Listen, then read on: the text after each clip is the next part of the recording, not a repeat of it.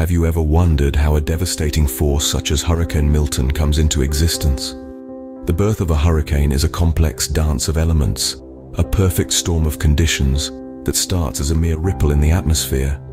They say every hurricane starts with a simple disturbance, a low-pressure area, a ripple in the atmosphere. This disturbance needs a very specific set of conditions to transform into the tempest we call a hurricane. Imagine being out in the Atlantic Ocean where the water is warm, about 80 degrees Fahrenheit or higher. This warm water is the energy source for the hurricane. As it heats the air above it, that warm air rises, creating an area of low pressure beneath. Now, pair that with moist air. As the warm air rises, it carries moisture upwards with it. This moisture condenses to form storm clouds, releasing heat and further fueling the upward movement of air. This continuous cycle, this engine, drives the growth of the storm. But there's a third dancer in this waltz, the wind. Wind patterns in the atmosphere have to be just right. If the winds at the surface and the winds aloft are blowing in the same direction and at the same speed, the storm can grow. But what made Hurricane Milton special? It was born in an area of the Atlantic Ocean where the waters were not just warm, but unusually so. The air was not just humid, but heavily laden with moisture. And the wind was just right, setting the stage for the birth of a hurricane. In the case of Hurricane Milton, these elements came together in a remarkable way. A simple disturbance was born in the warm, moist environment of the Atlantic Ocean.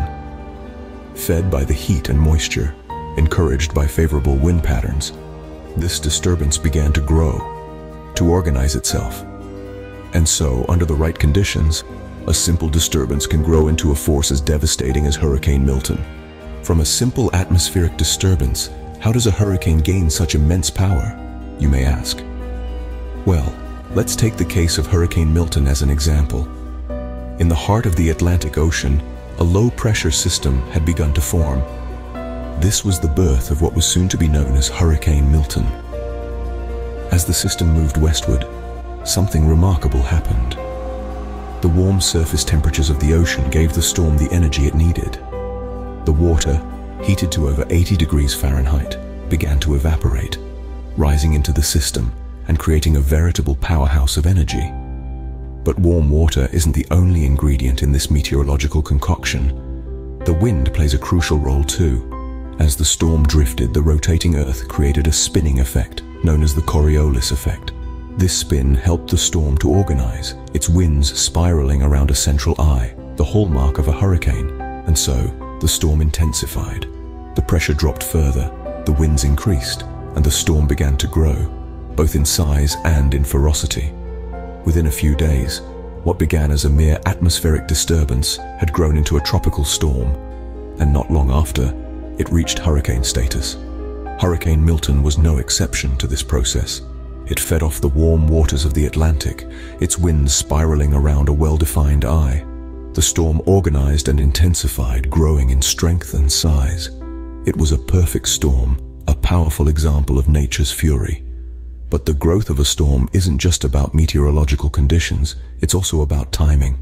If the conditions are just right, if the water is warm enough and the winds are favorable, a hurricane can grow rapidly, just as Milton did. Thus, fueled by the warm waters and aided by the wind, Hurricane Milton grew into a powerful storm. But this was just the beginning. As Milton continued its journey, it would leave a path of destruction in its wake, a reminder of the immense power that a hurricane can wield. What path did Hurricane Milton take, and what factors influenced its destructive course? Let's delve into this cataclysmic journey of nature's fury. Hurricane Milton began its life in the warm waters of the Atlantic Ocean, a maelstrom in the making. As it gathered strength, it morphed from a mere tropical disturbance into a formidable tropical storm. It was here that it was christened Milton, a name that would soon become synonymous with destruction and resilience. As Milton journeyed towards the west, it found nourishment in the warm surface waters of the Caribbean Sea, intensifying into a Category 1 hurricane. But Milton was not done growing.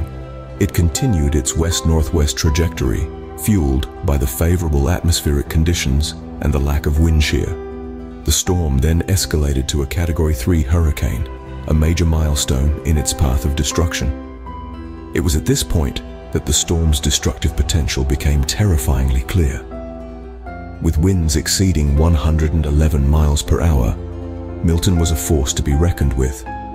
The storm then set its sights on the Sunshine State. Despite initial fears of a direct hit on Tampa, Milton made landfall in Sarasota County.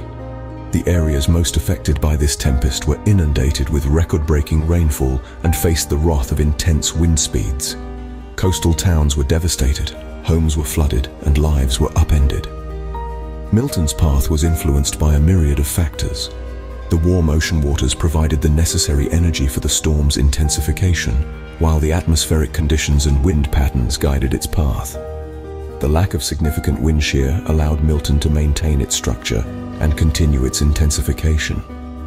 The storm's journey was not just a path of destruction, but also a testament to the power of nature and the vulnerability of our human constructs. It left a trail of devastation in its wake, from flooded homes to uprooted communities, reminding us of the immense power of the natural world and our place within it. As it traveled its destructive path, Hurricane Milton left a trail of devastation in its wake. As we move forward, it is crucial to remember the lessons learned from this storm and work towards better preparedness and resilience in the face of future hurricanes. What happens when a hurricane like Milton makes landfall, and what does it leave behind? Let's take a step back and look at the impact of Hurricane Milton on the regions it hit. This storm, making history with unprecedented rainfall, record-breaking tornado outbreaks, and intense wind speeds, left a trail of destruction in its wake. Flooding was widespread and severe. Homes were invaded by the rising waters, trapping families like Amber Henry and her 4 children in Tampa, Florida. The power of the storm was so immense that they were left helpless, only to be rescued by a news crew. These terrifying experiences show the real human impact of hurricanes like Milton. But water wasn't the only destructive force. The winds that accompanied Milton were no less damaging. Think of the wind as a wrecking ball, tearing through structures, uprooting trees, and hurling debris around like confetti. It's a force that transforms the familiar into the unrecognizable, leaving communities to grapple with the loss and devastation. In the immediate aftermath of the storm, the focus shifted to rescue and recovery efforts.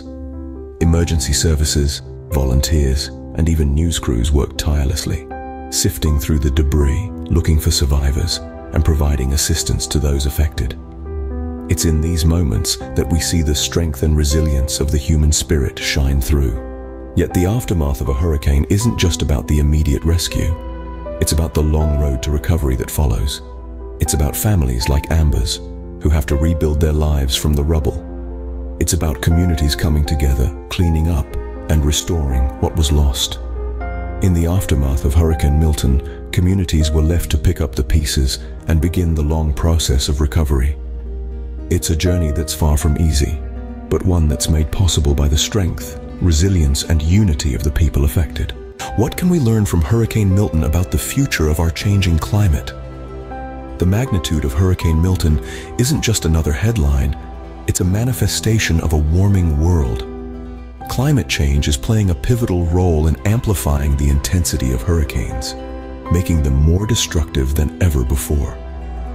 With warmer oceans, we're seeing storms that rapidly intensify, like Milton did, bringing unprecedented rainfall and record-breaking wind speeds. But this isn't just about understanding the forces of nature. It's about recognizing our role in this bigger picture and taking actionable steps to mitigate these impacts. We need to bolster our disaster preparedness strategies and enhance our early warning systems. These are not just words on a policy document, but critical tools that save lives and minimize damage. Looking forward, weather patterns suggest that we might see more of these supercharged storms. The warmer our world becomes, the higher the chances for storms like Milton to form and wreak havoc. This isn't a prophecy of doom, but a call to action. We need to adapt and prepare, not just for the hurricanes of today, but for the potentially even more destructive storms of tomorrow. And yet, amidst the devastation, there's a glimmer of hope. Communities are rallying together, learning from these events and rebuilding stronger and smarter.